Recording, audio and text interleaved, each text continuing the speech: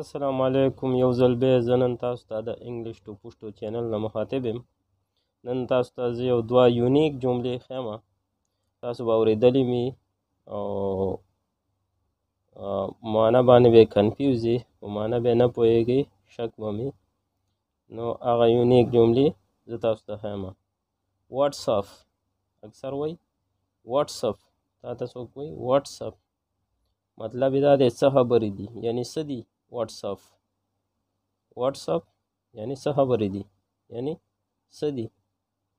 او بله جمله ده واټس اباوټ یو، یعنی ستا په باره کې، د ځان په باره کې څه دي.